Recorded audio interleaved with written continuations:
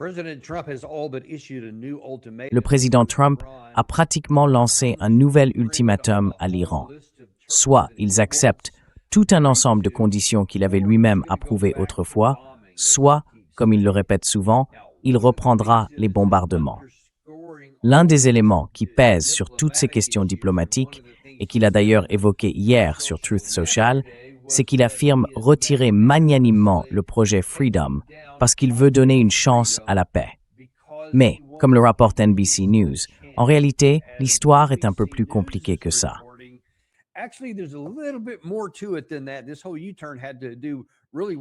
Ce revirement complet est en réalité lié aux réactions de l'Arabie saoudite et de quelques autres alliés du Moyen-Orient.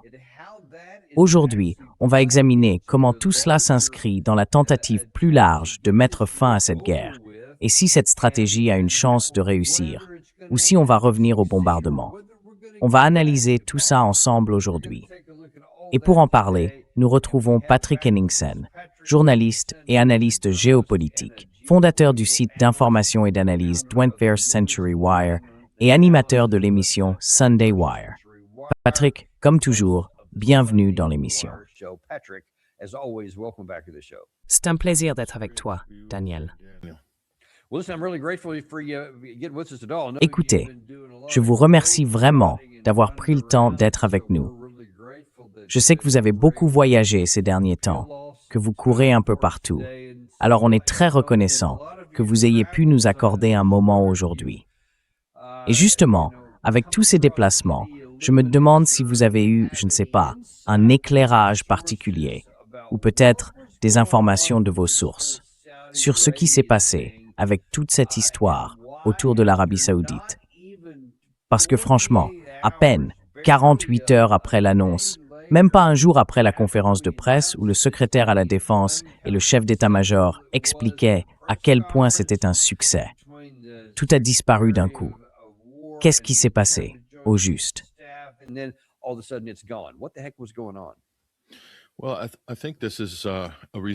Eh bien, je pense que c'est le résultat d'une Maison-Blanche qui, en général, a la réputation d'être très mauvaise pour expliquer ce qu'elle fait. Pas seulement auprès du peuple américain, mais aussi si elle communique aussi mal avec les Américains, ou disons avec les alliés européens, voire même, croyez-le ou non, avec Israël, dans certains cas. Imaginez à quel point elle doit être inefficace pour faire passer ces messages aux États arabes du Golfe. On a vraiment l'impression qu'ils sont incapables de clarifier quoi que ce soit sur aucun des volets de leurs différentes initiatives.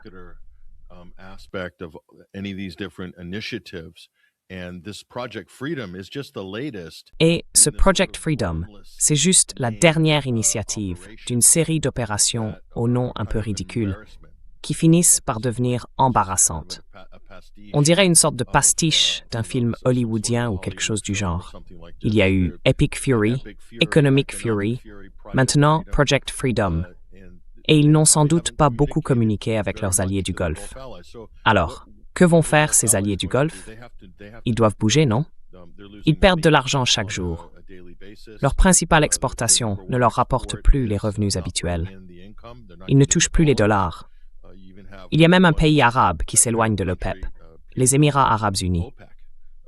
Rien que ça, c'est déjà un signal d'alarme majeur pour le dollar américain en tant que monnaie de réserve.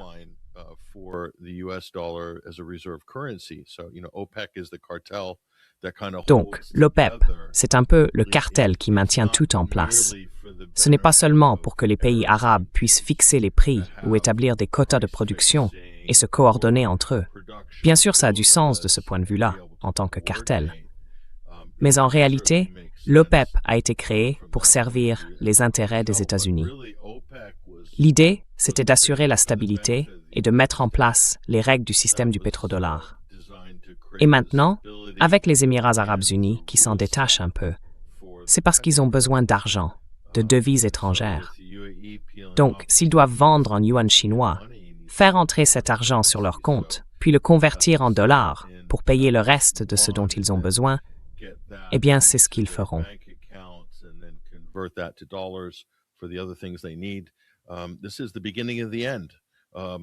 C'est le début de la fin du pétrodollar. L'Arabie saoudite, qui a toujours été un allié beaucoup plus solide et de longue date des États-Unis, avec des intérêts sans doute bien plus importants, notamment financiers, que ceux des Émirats arabes unis dans le système économique américain, regarde tout ça et se demande « Mais qu'est-ce qu'on peut bien faire avec cette administration ?» On ne sait pas ce qu'ils font. Ils changent de cap en permanence, littéralement d'un jour à l'autre. Je pense donc que la pression commence enfin à se faire sentir. Et encore une fois, tout cela illustre bien la stratégie iranienne. L'Iran a une stratégie. Ils en ont une depuis le tout début.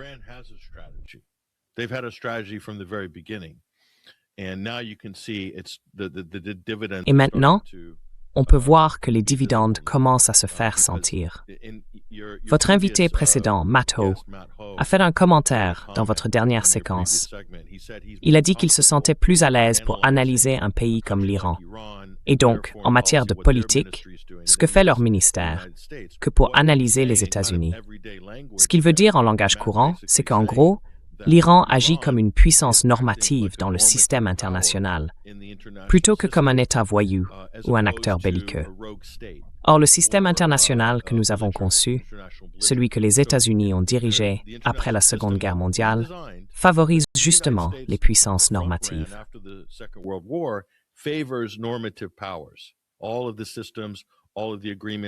Tous les systèmes, tous les accords, tous les mécanismes, qu'ils soient financiers, politiques ou commerciaux, favorisent les puissances dites normatives. Donc, ils favorisent la Chine. La Chine a utilisé notre propre système pour se construire et devenir une puissance mondiale. De la même façon, les États-Unis ont eux aussi travaillé à l'intérieur de ce système pour maintenir leur domination pendant très longtemps. Et soudain, tout ça est en train de se désagréger à une vitesse incroyable. Je n'ai jamais vu une telle dégradation des règles internationales que celle qu'on a observée ces 18 derniers mois.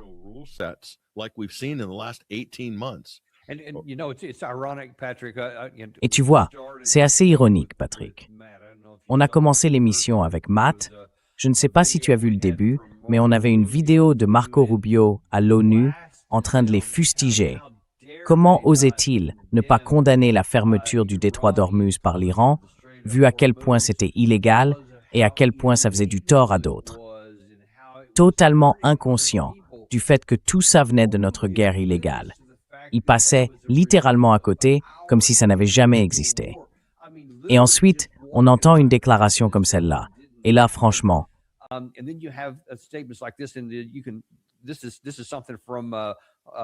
c'est tiré d'un article publié aujourd'hui par Fox News, signé Hugh Witt.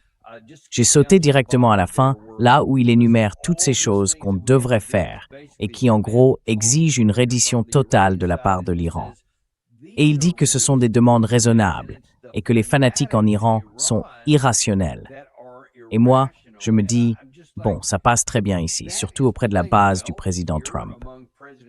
Mais comment c'est perçu, pas seulement en Iran? Ça, on le sait, mais aussi par nos alliés au Moyen-Orient. Comment tout ça, mis bout à bout, est en train de s'accumuler?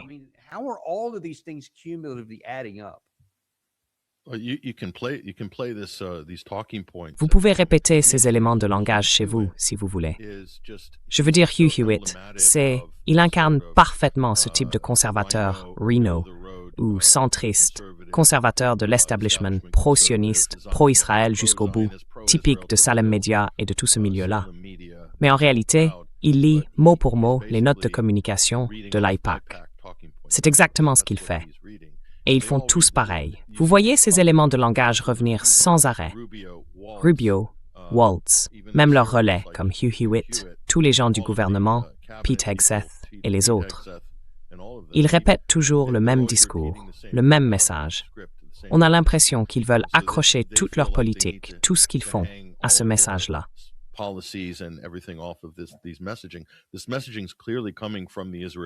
Ce discours vient clairement du lobby pro-israélien, parce que tout semble tourner autour d'Israël, surtout avec les commentaires de Hugh Hewitt.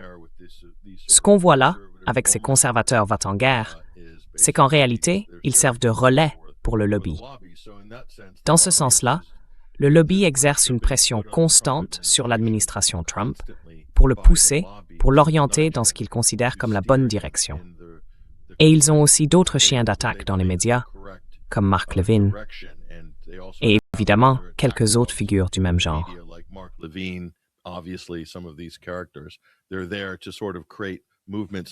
Ils sont là en quelque sorte pour créer des mouvements, des vagues sur les réseaux sociaux, dans les médias traditionnels aussi, afin d'orienter et de canaliser la direction de la politique américaine. Parce qu'il y a eu beaucoup de sorties possibles, beaucoup d'occasions de faire marche arrière, de limiter les pertes dans cette guerre. Et à chaque fois, on voit les opérations d'influence se mettre en route dès qu'il semble y avoir une possibilité de sortie. Donc, c'est assez évident que les États-Unis, s'ils agissaient vraiment dans leur propre intérêt, auraient saisi l'une de ces occasions à un moment ou un autre au cours des 60 derniers jours. Mais ce n'est pas le cas. À la place, on a droit à ces menaces de Trump.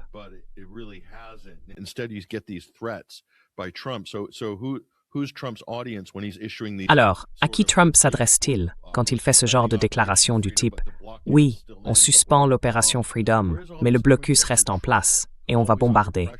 D'où tout ça vient-il? Trump est toujours sous pression. Il doit sans cesse composer avec le lobby israélien, mais aussi avec le peuple américain. Et il en est très conscient. Il suit les sondages de manière presque religieuse, obsessionnelle. Il sait forcément où en sont ces chiffres aujourd'hui. Ils sont au plus bas, pas seulement pour lui, mais pour n'importe quel président américain. Il est dans les mêmes eaux que Biden en termes de popularité. Et je pense que ça pèse lourd sur Trump. Mais il est coincé.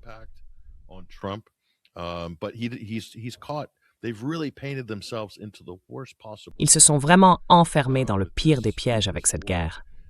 Et c'est très, très difficile d'en sortir. Comme on dit, c'est facile d'escalader. Mais plus on avance, plus la désescalade devient compliquée. En plus, ils traînent toutes sortes de coups politiques irrécupérables qui doivent gérer pour sauver la face. Les élections de mi-mandat approchent. L'économie va très mal. Et il y a toutes ces autres crises qui en découlent sur le plan économique. L'une d'elles, la plus évidente, c'est la crise du carburant pour les avions. Et ça va aussi frapper le haut de l'économie. Ça va toucher sa véritable base. Parce qu'à ce stade, la vraie base de Trump, ce ne sont plus les Américains. Ce n'est plus la Rust Belt. Ce n'est plus la classe ouvrière du Michigan, du Wisconsin ou de l'Ohio. Non, sa base réelle aujourd'hui, c'est Wall Street, les grandes compagnies pétrolières et gazières, l'industrie du fracking, l'oligarchie, les géants de la tech, de l'intelligence artificielle et le lobby pro-israélien.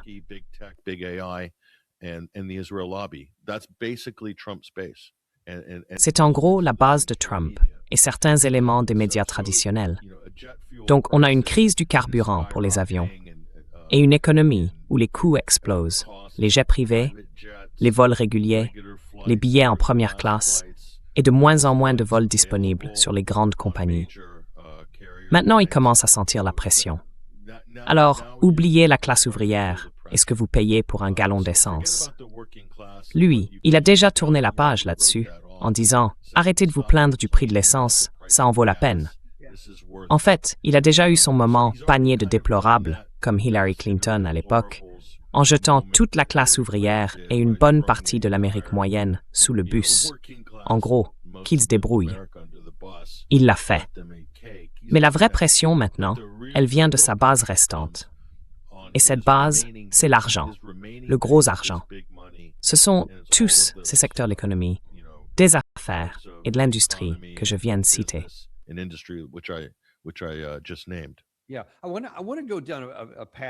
Oui, j'aimerais qu'on prenne un peu de recul et qu'on regarde ça de plus près. On a beaucoup parlé de ce que les Iraniens vont faire. D'ailleurs, on aura le professeur Morandi juste après vous, et on entendra directement depuis Téhéran ce que le gouvernement iranien pense vraiment et quelle est sa position sur tout ça.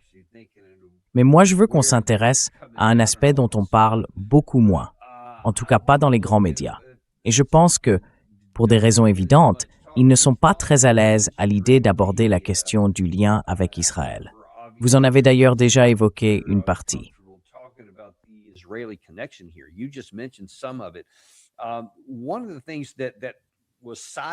L'une des choses qu'on a présentées comme une menace imminente, celle qui aurait justifié qu'on entre en guerre, c'était qu'ils étaient à 2 semaines d'avoir la bombe nucléaire. Ce que tout le monde sait aujourd'hui, si on est honnête, c'est qu'il n'y avait absolument aucune chance qu'ils aient une bombe en 2 semaines. Elle était enfouie sous des tonnes de décombres, dans 3 montagnes différentes. Donc, on le savait. C'est ce qu'a dit Trump lui-même. C'est aussi ce qu'a dit le secrétaire Hegseth. Donc on le sait, c'est un fait établi. Par conséquent, tout ça était faux.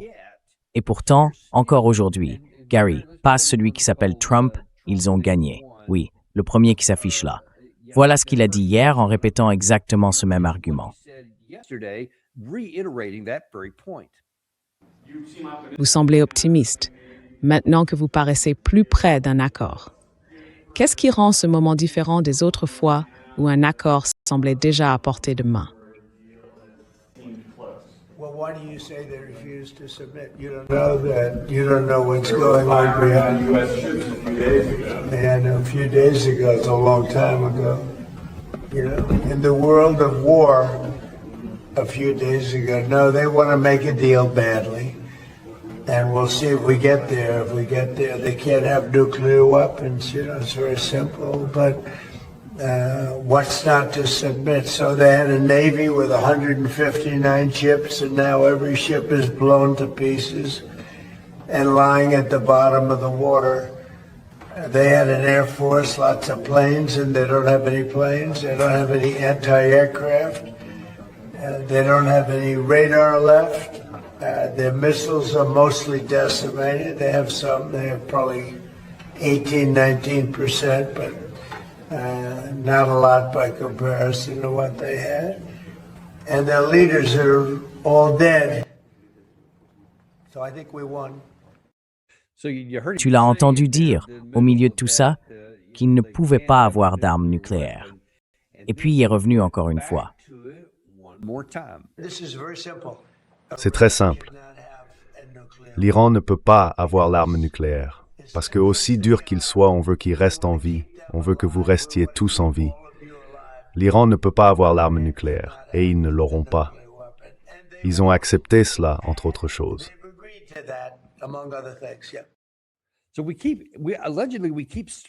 Donc, on continue, soi-disant, à s'en occuper.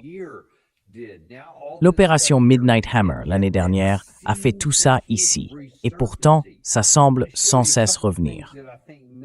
Je vais vous montrer 2 ou 3 choses qui, à mon avis, expliquent peut-être pourquoi.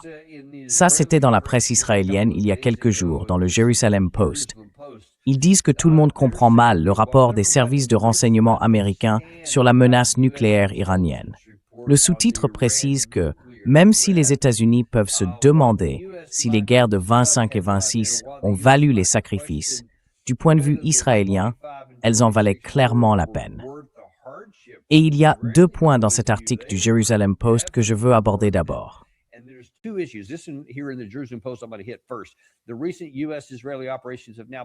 Les récentes opérations américano-israéliennes ont, semble-t-il, repoussé l'Iran dans ses capacités d'armement. On parle d'un recul, au moins selon certaines sources, d'environ 2500 missiles balistiques et d'un plan initial qui devait lui permettre d'en produire entre 3700 et 4300 de plus en 6 mois, puis entre 4900 et 6100 en 1 an. Aujourd'hui, il ne lui en resterait que quelques centaines, jusqu'à 1 millier au maximum, avec plusieurs années de retard. Et puis, dans The Times of Israel, ils sont revenus sur la question nucléaire. Ils ont expliqué que d'après les estimations du renseignement américain, le temps nécessaire à l'Iran pour fabriquer une arme nucléaire n'a pas changé depuis l'été dernier, quand un analyste avait estimé que l'attaque américano-israélienne avait repoussé ce délai jusqu'à 1 an, selon leurs sources.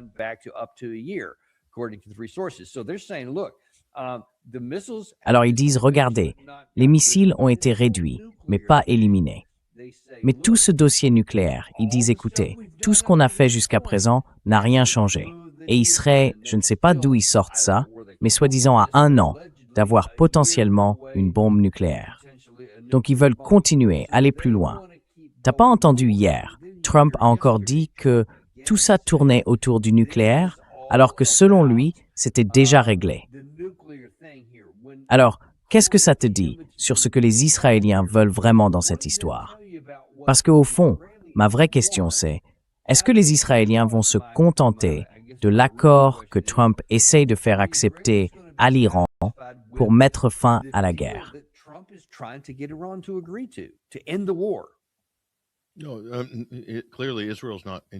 Non, clairement, Israël n'est pas intéressé par un accord, quel qu'il soit, encore moins par les intérêts de l'État iranien. Israël a un objectif déclaré. La déclaration du ministre de la Défense, Israël Katz, il y a environ une semaine, ou un peu plus, résume tout. L'anéantissement est sur la table. Et les États-Unis ont déjà tenu le même discours à plusieurs reprises. Alors, vous savez, Trump a un peu adouci sa position, simplement parce qu'il a perdu tout son poids et toute son influence sur l'Iran dans cette affaire. Et il est en train de perdre, clairement. Mais le point central, c'est la question nucléaire. C'est ça, l'accroche. C'est sur ce prétexte que les Israéliens, les faucons de guerre à Washington, les néoconservateurs, peu importe comment on les appelle, ont décidé de suspendre toute cette guerre désastreuse.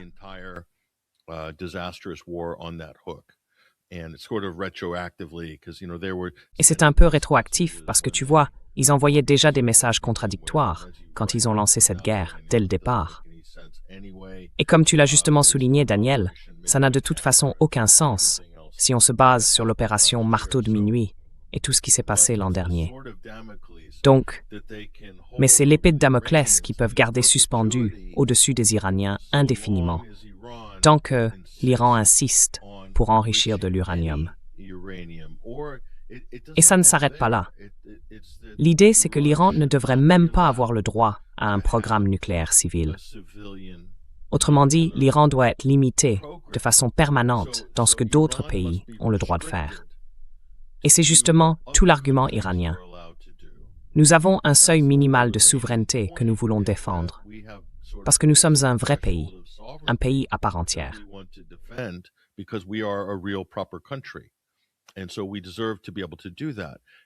Et donc, nous méritons de pouvoir le faire. La stratégie est maintenant assez claire. Ça devrait être plus évident que jamais pour tout le monde que ce que veulent les États-Unis et ce qu'Israël préférerait, c'est que l'Iran n'ait plus de production d'énergie. Ils ont déjà montré qu'ils allaient bombarder leurs installations pétrolières. Ils menacent même de raser, vous savez, l'île de Kharg. Voilà, c'est la base. La position de l'Iran est totalement justifiée. Ne serait-ce qu'à cause de ces menaces d'anéantissement, de frappe sur leur énergie, leurs infrastructures, leur réseau électrique et tout le reste, encore et encore, de la part de la puissance militaire la plus forte du monde, qui a d'ailleurs déjà commencé à mener ces opérations. Voilà.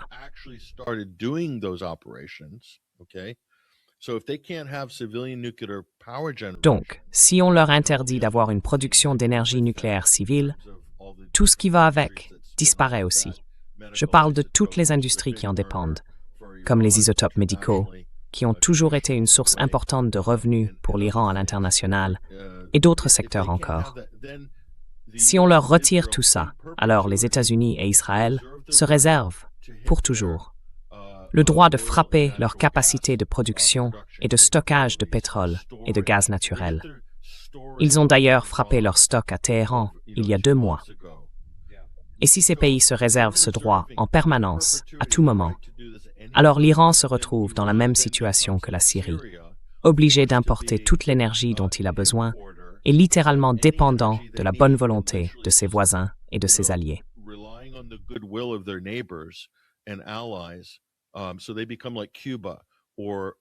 Alors ils deviennent comme Cuba ou la Syrie. Et c'est le scénario idéal pour les États-Unis et pour Israël. C'est là qu'ils aimeraient, à terme, amener l'Iran.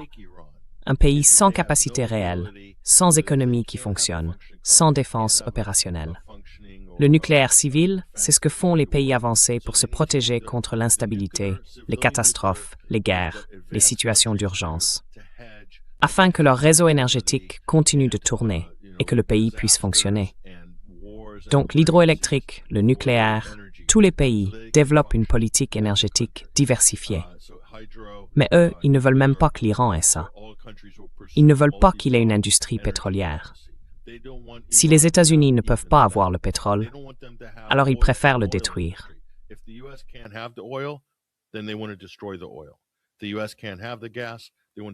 Si les États-Unis ne peuvent pas avoir le gaz, ils veulent le détruire ou le retirer du marché. C'est ce qu'ils ont essayé de faire avec les sanctions. Mais on ne peut pas sanctionner un programme nucléaire civil parce que toute l'énergie est produite et consommée à l'intérieur du pays. Alors, que fait-on? On le bombarde, on le détruit, on rase le pays. C'est ça la logique derrière tout ça. C'est un argument fallacieux. N'importe qui, avec un minimum de bon sens, sait que l'Iran ne cherche pas à fabriquer une arme nucléaire. Mais les Israéliens et la Maison-Blanche pensent qu'il y a assez de gens crédules pour les croire. Et j'inclus là-dedans toute la direction européenne, d'ailleurs. Je ne sais pas s'ils sont stupides, mais ils commencent à suivre cette fiction.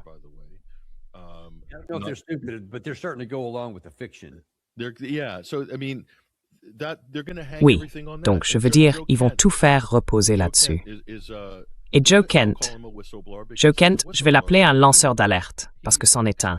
Il a expliqué en détail comment tout ça est venu des sources israéliennes, du renseignement israélien. L'enrichissement, ou tout ce qui touche à l'enrichissement, est devenu la principale préoccupation. Ils ont tout construit autour de ça pour justifier cet effort de guerre. Et c'est un témoin aussi crédible que n'importe qui. Ils s'en tiennent à cette version parce qu'il n'y a pas eu de véritable contestation aux États-Unis. Et même si l'évaluation de la communauté du renseignement diverge des affirmations de la Maison-Blanche, elle, s'appuie sur l'évaluation venue d'Israël, du bureau de Netanyahou.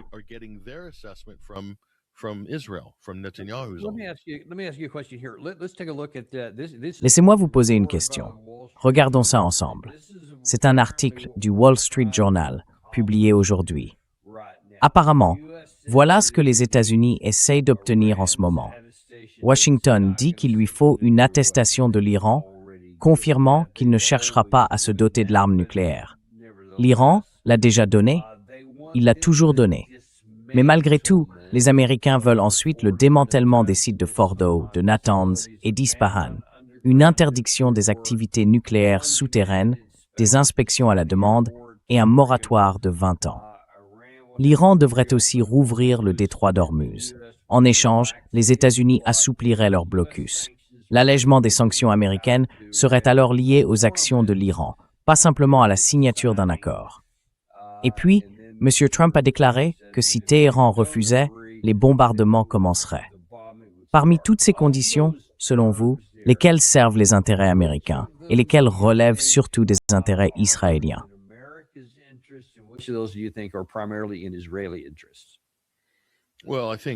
Eh bien, je pense que ça dépend de ce qui sert les intérêts du peuple américain ou ceux de l'administration Trump, ou, vous savez, de Washington officiel. Ouais, je sais pas. Interprétez ça comme vous voulez. Mais c'est une question que je me pose toujours. Disons, appelons ça le Washington officiel. Quel est l'intérêt du Washington officiel? Oui, c'est une bonne façon de voir les choses. Et vous savez, le Washington officiel ne sera pas Trump pour toujours. Voilà, c'est ça. Il y aura d'autres administrations. D'ailleurs, cette semaine, on entend des signaux venant des démocrates. Pas une énorme majorité, mais quand même, qui commencent à mettre sur la table la question de l'arsenal nucléaire non déclaré d'Israël. Pour moi, c'est nouveau. C'est comme si on commençait à fissurer un peu la digue, à peine, avec quelques dizaines de démocrates. Mais le simple fait que ce sujet soit désormais posé change complètement la discussion, parce qu'on ne parle plus de ce que l'Iran pourrait éventuellement faire. It's not about what Iran could potentially do, it's that Israel has already done that and is engaged in nuclear blackmail. So everything they accuse Iran of, just funny, it's just almost, it's so predictable, but everything the U.S. and Israel accuse Iran of, the U.S. and Israel are actually doing, and Iran's not doing any of it. You know, Iran's not engaged in nuclear blackmail. What Iran is doing is fully within the realms of international law, of the Nuclear Non-Proliferation Treaty, which it still abides by, even though it shouldn't have to, based on the fact that the United States and Israel have used their military to attack civilian nuclear reactors, which is a huge, egregious violation on every single conceivable level in terms of the risk that's involved in that. It's a reckless war crime. C'est un crime de guerre irresponsable. Les États-Unis et Israël sont clairement impliqués, en permanence, dans une forme de chantage nucléaire ou dans des attaques contre des installations nucléaires. Et Trump l'a dit publiquement. Il parle de nos magnifiques bombardiers B-2 qui frappent ceci, qui frappent cela, qui visent des sites nucléaires, et ainsi de suite. Franchement, à un moment donné, je pense que le monde va devoir se détacher de tout ce discours, et il commence déjà à le faire, parce que les États-Unis n'ont plus vraiment de levier.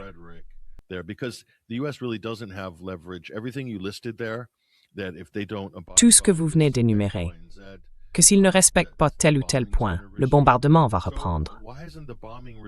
Alors pourquoi est-ce que les bombardements n'ont pas déjà repris? Plus l'écart se creuse entre la dernière série d'hostilités et maintenant, plus le temps passe, pendant que les sondages de Trump s'effondrent, que les élections de mi-mandat approchent, que l'économie se dégrade un peu plus chaque jour, que la volatilité des taux obligataires ressemble à une sorte d'Armageddon financier qu'on voit déjà poindre à l'horizon. Et pourtant, la bourse, elle, bat des records en permanence. Mais la bourse, ce n'est pas un indicateur de la stabilité à long terme des États-Unis, ni de l'économie mondiale. Donc ces éléments-là, ces tendances-là, ne vont pas disparaître.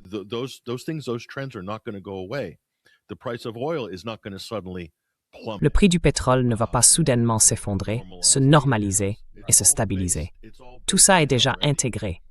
Tout est déjà joué pour le reste de l'année, sans parler des autres pénuries, d'engrais, d'hélium, de puces électroniques, des chaînes d'approvisionnement qui sont étouffées. Tout ça va durer jusqu'à la fin de l'année. Et de toute façon, ça ira droit jusqu'aux élections de mi-mandat. Il n'y a aucun moyen d'échapper à la force gravitationnelle de la crise économique qui arrive. Et la responsabilité, on peut la mettre entièrement à leur compte. On peut toujours essayer de blâmer les Iraniens, mais on revient tous au même point évident que personne ne veut reconnaître dans aucune de ces auditions, ni Hegseth, ni personne d'autre. C'est que ce sont les États-Unis qui ont déclenché la guerre.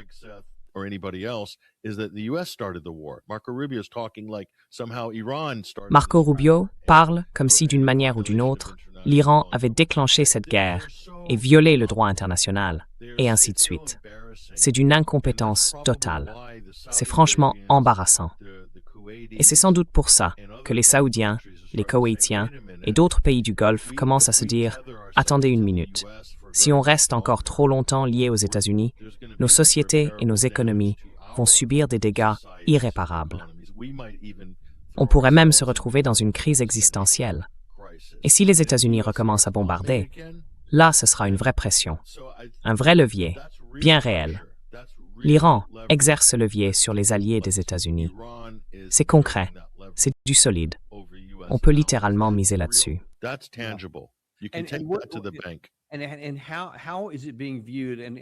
Et comment tout ça est perçu? Pour une raison que j'ignore, ça n'a pas eu beaucoup d'écho dans les médias américains aujourd'hui. Mais hier, après la déclaration de Trump que je viens de vous montrer, et après la réunion du cabinet de sécurité de Netanyahou, ils ont eu un appel ensemble. Benjamin Netanyahou a donc eu un entretien avec le président américain Donald Trump, juste après la réunion du cabinet politique et de sécurité israélien, selon la source. J'ai cherché et je n'ai vu aucun résultat concret pour l'instant. Mais ça s'inscrit dans une tendance. Discrètement, sans trop attirer l'attention aux États-Unis, on voit de plus en plus de discussions entre Trump et Netanyahou. Et bien sûr, tout ça s'est passé juste avant le début de cette guerre.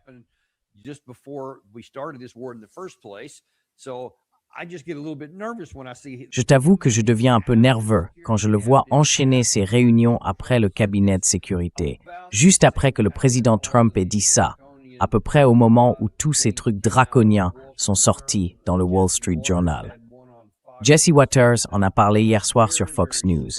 Une discussion très, très musclée. Je ne sais pas trop quoi en penser. Je suis partagé. J'aime bien ton point de vue. D'un côté, on pourrait croire qu'Israël veut que le président Trump impose des exigences impossibles à l'Iran pour pouvoir ensuite justifier un retour au bombardement.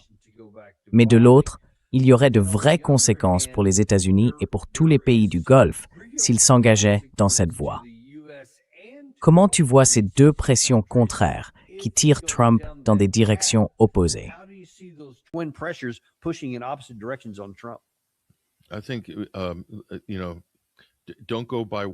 Je pense, vous savez, qu'il ne faut pas se fier à ce que dit Washington. Il faut regarder ce qu'ils font, observer leurs actes. Et en ce moment, je vois de l'inaction. J'en ai vu depuis un moment d'ailleurs. L'opération Freedom et le blocus ne représentent pas à mes yeux une action significative. C'est plutôt une opération de façade, une sorte de mise en scène. Et franchement, si je conseillais le président, que je sois d'accord ou pas avec tout ça, peu importe, simplement d'un point de vue politique, purement par calcul politique, je lui dirais, Monsieur le Président, c'est le moment. C'est votre chance. Vous pouvez vous retirer de cette situation, vous pouvez déclarer une victoire, la présenter comme telle dans les médias et passer à autre chose.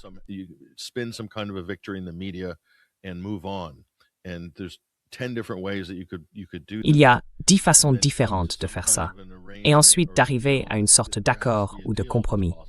Il faut bien qu'un accord soit possible. Une forme d'arrangement provisoire doit pouvoir exister. Ce ne sera rien qui plaise aux États-Unis, ni à l'administration Trump.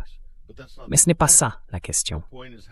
La vraie question, c'est comment sortir de ce coin dans lequel on s'est soi-même enfermé, au moins temporairement, pour pouvoir avancer et repositionner ses pions. Ce que je pense, c'est que le problème, c'est qu'Israël ne permettra pas aux États-Unis de se retirer et d'abandonner cette situation. Donc, il s'agit surtout de gagner du temps, de se réarmer et de garder ouverte, au moins, la possibilité de reprendre les hostilités.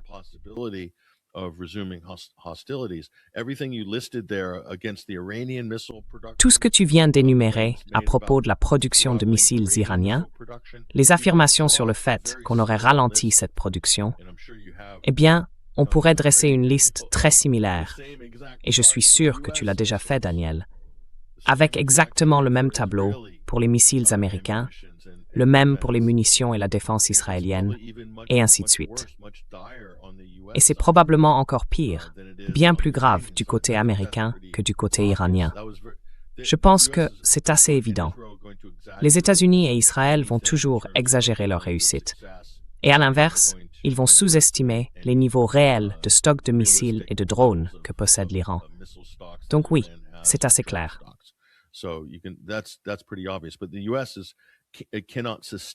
Mais les États-Unis ne peuvent pas maintenir ce type d'opération aérienne. Et ils ne peuvent pas lancer les salves qu'ils ont menées au cours des 60 derniers jours. Ils ne le peuvent tout simplement pas. Ils ont besoin de temps pour se remettre à niveau. Israël, lui, n'est pas en mesure de se défendre seul. Donc, Israël a beaucoup de chance que l'Iran n'ait pas gardé le pied sur l'accélérateur un peu plus longtemps. S'il l'avait fait, eh bien, encore une fois, l'Iran fait preuve de clémence. Il montre qu'il se comporte comme une puissance normative, pour revenir à notre discussion de départ. Et c'est important, parce que dans le système international, si vous êtes une puissance normative, d'autres puissances normatives auront tendance à s'allier avec vous, parce qu'elles savent qu'elles peuvent faire affaire et coopérer avec vous.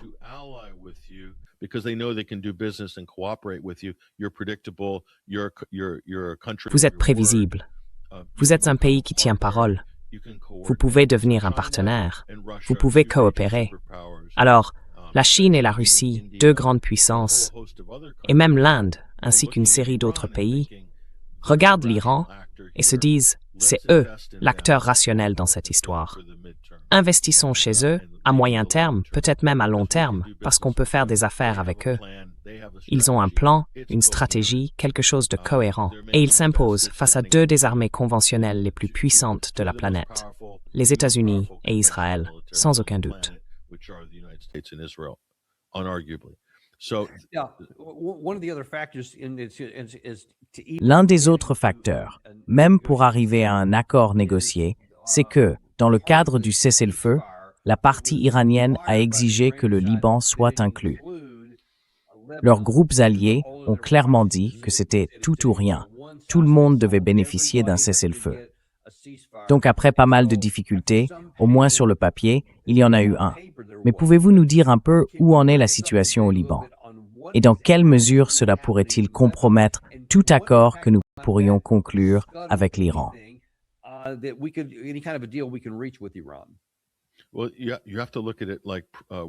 Eh bien, il faut voir les choses comme ça.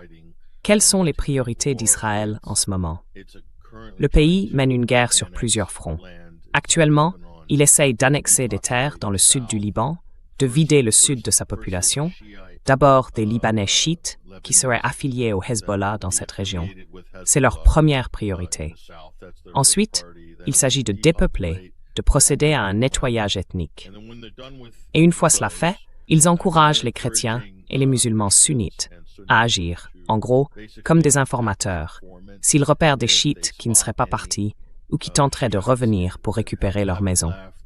Et s'ils les signalent, alors Israël lancerait des frappes aériennes pour les tuer, détruire leurs biens, ou peu importe.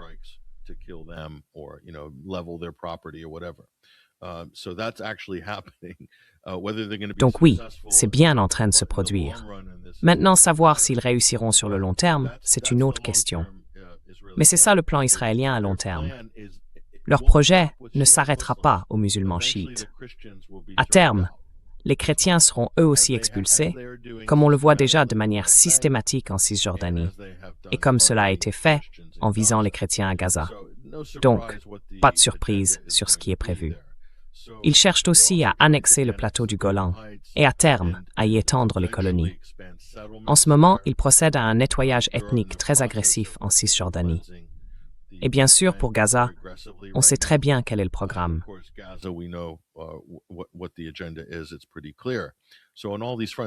C'est assez clair. Alors, sur tous ces fronts, où se situe l'Iran dans cette hiérarchie des priorités? En ce moment, la situation avec l'Iran, du point de vue d'Israël, est sous contrôle, puisque l'Iran ne tire pas de missiles sur Israël. Donc, pour l'instant, tout va bien.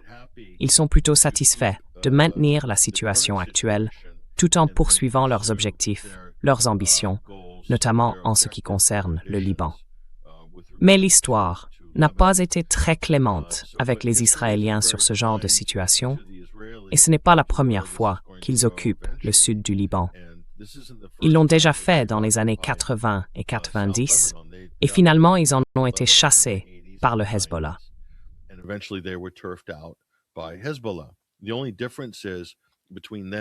La seule différence entre avant et maintenant, c'est qu'aujourd'hui, les États-Unis autorisent une campagne de terre brûlée, où l'on peut raser des villages et des villes entières, tuer des civils par milliers. C'est devenu une norme acceptable pour les États-Unis. Avant, sous les précédentes administrations, ce n'était pas le cas. C'est ça, la grande différence. Mais sur le plan stratégique, rien n'a changé. Le même schéma se répète. Et après l'assassinat de Hassan Nasrallah, on nous a dit que le Hezbollah, c'était fini, que c'était du passé, qu'ils avaient été anéantis, que leur structure de commandement avait disparu, qu'ils n'étaient plus une force en présence.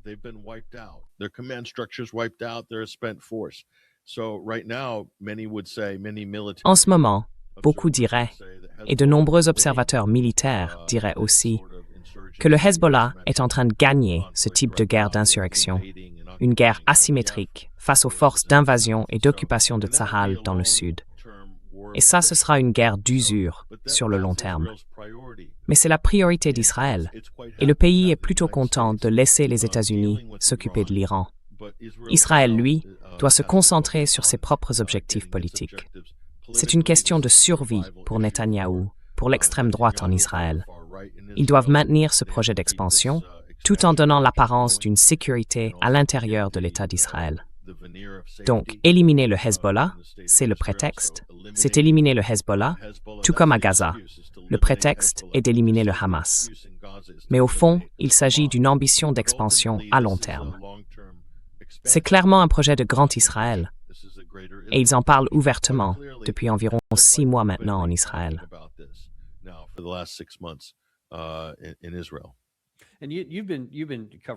Et vous, ça fait littéralement des années que vous suivez tout ça. Est-ce qu'il y a une fin à cette histoire? Est-ce qu'il y a une limite au-delà de laquelle nous, ou Israël, ne pourrons plus aller, parce que le monde, ou même la région, finira par dire « stop, ça suffit » ou bien vont-ils réussir à mener à bien ce projet du Grand Israël?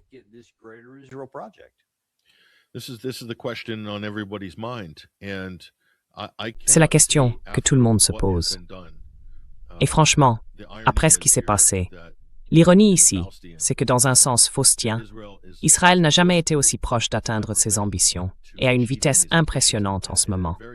Mais la réaction que cela va provoquer sera inévitable. Donc, pour Israël, ce à quoi on pourrait assister, c'est une immense victoire à la Pyrrhus, qui apaise les extrémistes, les éléments les plus radicaux, ethno-nationalistes, d'extrême droite de la société israélienne, ainsi que leur avant-garde intellectuelle, les partisans du Grand Israël. Ils n'ont jamais connu un tel succès auparavant. Leur objectif, c'est d'exterminer la population palestinienne de Gaza.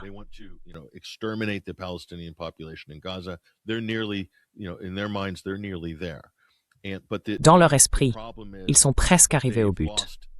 Mais le problème, c'est qu'ils ont perdu toute légitimité sur la scène internationale. Et leur partenaire le plus important, c'est l'Amérique. Or, les sondages sur le soutien ou le rejet d'Israël par les Américains n'ont jamais été aussi mauvais pour les Israéliens aux États-Unis. Et vous savez, on peut parler du facteur Charlie Kirk et regarder la génération Z, les jeunes conservateurs. En gros, tout le monde s'éloigne de cette idée, celle des générations précédentes, selon laquelle il fallait absolument soutenir Israël. Donc, à mesure que la génération des Mike Huckabee, des Ted Cruz, politiquement parlant, disparaît, la suivante n'aura plus jamais ce niveau de soutien. Et je pense que Netanyahou et les siens en sont très conscients.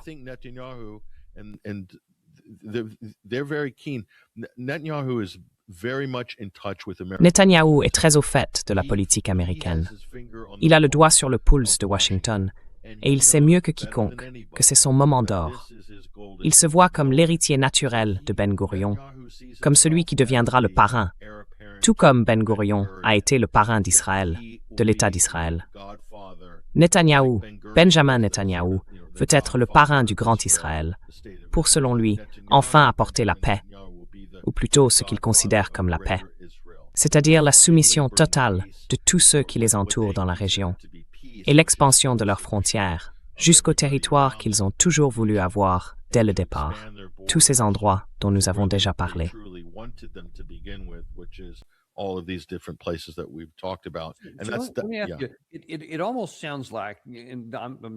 On dirait presque, et je réfléchis à voix haute, qu'au moins pour le moment, ça pourrait être à l'avantage d'Israël.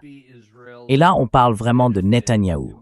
Faut pas tout mélanger, parce que selon moi, le peuple israélien sera au final le grand perdant à cause des politiques de Netanyahou. Mais on dirait que lui, en ce moment, si je comprends bien, dit quelque chose comme « D'accord, président Trump, gardez juste l'Iran à l'œil, mais n'allez pas encore les attaquer. Pas de retour au bombardement tout de suite. J'ai besoin de régler certaines choses ici. On doit avancer un peu, que ce soit avec le Liban, Gaza ou la Cisjordanie. En gros, c'est bien que vous les gardiez occupés là-bas. Mais une fois que j'aurai bouclé ce que j'ai à faire ici, on pourra reprendre quelque chose de ce côté-là.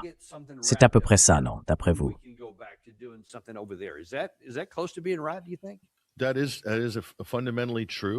C'est fondamentalement vrai. Oui, c'est vrai.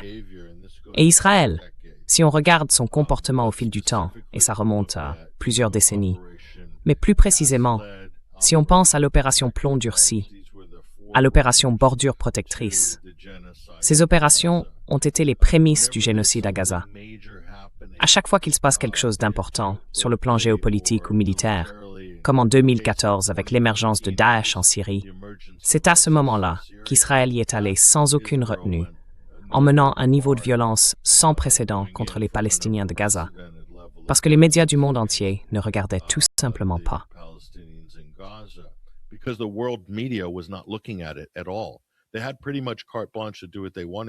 Ils ont eu pratiquement carte blanche pour faire ce qu'ils voulaient pendant 6 ou 7 semaines. Normalement, il y aurait eu énormément de pression, et cette pression se serait reportée sur Washington pour qu'il fasse quelque chose afin de freiner Israël. Donc pour Israël, l'idéal serait que les États-Unis lancent une série d'hostilités contre l'Iran. Ils espéreraient ainsi obtenir une protection suffisante. Mais c'est un pari, parce que les États-Unis cherchent à détruire les dernières capacités de défense aérienne de l'Iran pour pouvoir ensuite se rapprocher et mener des frappes aériennes, des bombardements planés, des survols, ce genre d'opération. Ce serait donc un pari calculé.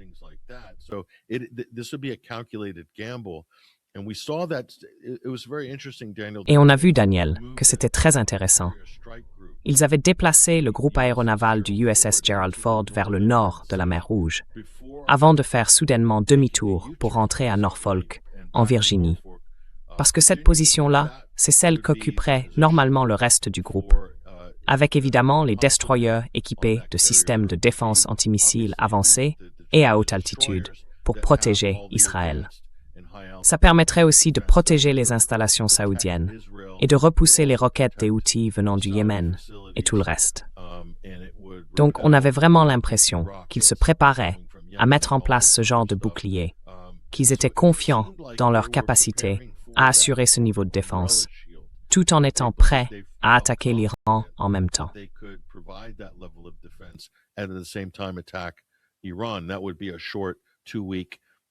Ce serait une courte opération de 2 semaines. C'est ce dont Trump avait été informé. On nous a dit du côté du CENTCOM que ce serait une campagne brève et puissante, d'environ 2 semaines, censée ramener l'Iran à la raison. Donc oui, c'était sans doute un plan. C'était écrit noir sur blanc. Mais peut-être qu'en coulisses, ils ont fini par se rendre compte que ce n'était même pas faisable. Et c'est sans doute pour ça qu'on voit ce retrait. Ils ont juste besoin de temps, du temps pour produire ce qu'il leur faut et reconstituer leur stock en vue d'une campagne qui pourrait durer plus longtemps.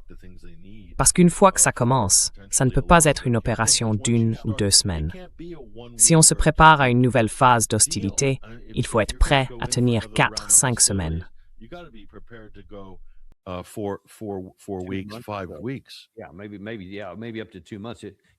Oui, peut-être jusqu'à 2 mois. Tout dépend des ressources dont on a besoin. Écoutez, dernière question que j'ai pour vous, en revenant sur Israël. Est-ce qu'il n'y a pas un risque qu'Israël se dise « J'ai juste besoin d'un peu plus de temps pour terminer ce que je veux faire au Liban », qu'il ne puisse pas vraiment réussir militairement dans le sud du Liban? Parce que d'après ce que je comprends, ils subissent beaucoup de pertes et les combattants du Hezbollah, opposent une résistance assez forte. Et Israël pourrait bien ne pas atteindre ses objectifs tactiques.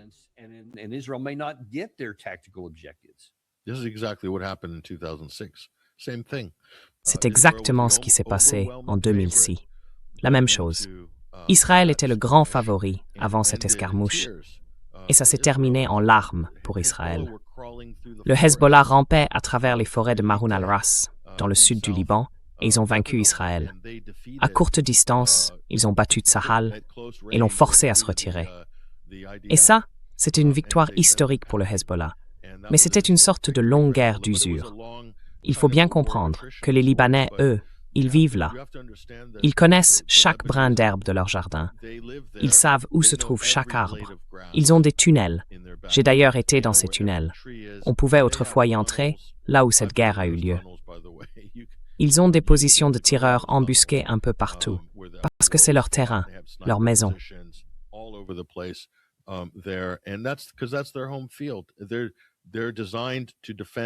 Ils sont conçus pour défendre. Le Hezbollah, c'est une milice locale. Une milice locale créée pour une seule raison, et une seule: défendre leurs frontières, protéger leur territoire le long de cette frontière et repousser toute force d'invasion. C'est tout. C'est une force de défense. La seule fois où ils ont été mobilisés comme force expéditionnaire, c'était pour combattre Daesh en Syrie. Et bien sûr, c'était une question existentielle pour le Hezbollah. Mais il faut rappeler aussi qu'ils ont été invités à le faire, légalement et légitimement, par le gouvernement syrien de l'époque.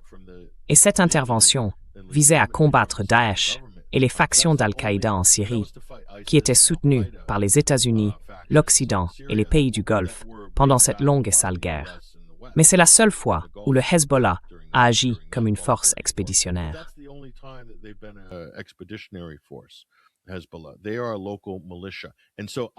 C'est une milice locale. Donc, je dirais que, sur le long terme, le rapport de force penche en faveur du Hezbollah. La seule chose qui pourrait changer ça, ce serait qu'ils se rendent, qu'ils déposent les armes et qu'ils acceptent de négocier leur désarmement et leur reddition. Et franchement, je ne vois pas ça arriver. La raison, c'est que les États-Unis essaient de contourner la situation en poussant l'armée libanaise à faire pression sur le gouvernement et sur l'armée elle-même pour désarmer le Hezbollah. En réalité, Israël et les États-Unis préféreraient une guerre civile. Ils aimeraient voir les différentes factions s'affronter au Liban pour ensuite intervenir et ramasser les morceaux, comme Israël l'a déjà fait, et s'en servir comme prétexte pour occuper le sud Liban pendant 20 ans. Voilà.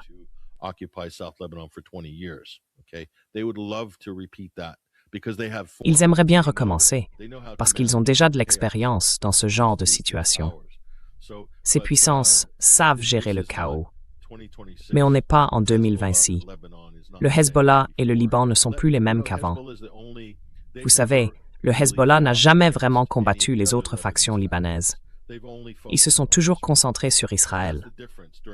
Et c'est ça la différence. Pendant la guerre civile, oui, la faction Amal, qui est aussi une faction chiite, a combattu d'autres factions libanaises à cette époque-là. Mais pas l'Hezbollah. Non, pas l'Hezbollah. Donc c'est différent. Pourtant, on essaye sans cesse de les présenter comme une organisation terroriste. Franchement, à mon avis, c'est une mauvaise étiquette, juste une excuse pour tout raser.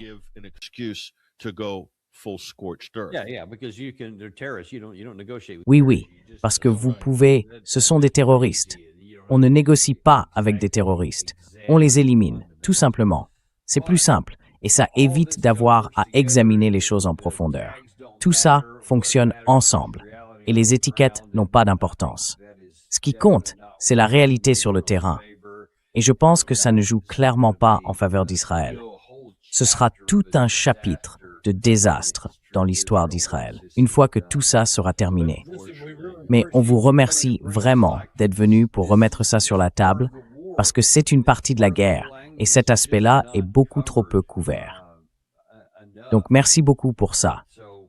Et puis, on recommande aussi aux gens d'aller voir Patrick dans l'émission Sunday Wire, qu'il anime chaque dimanche.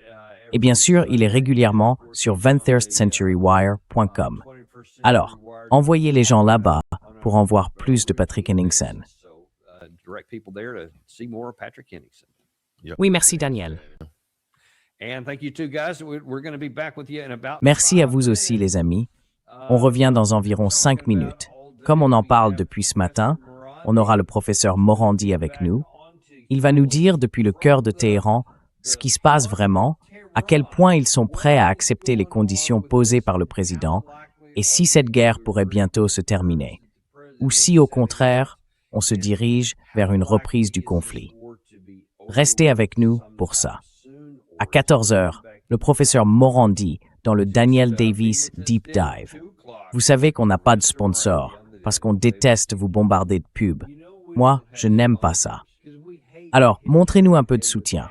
Abonnez-vous, mettez un j'aime et envoyez cette émission à quelqu'un qui compte pour vous.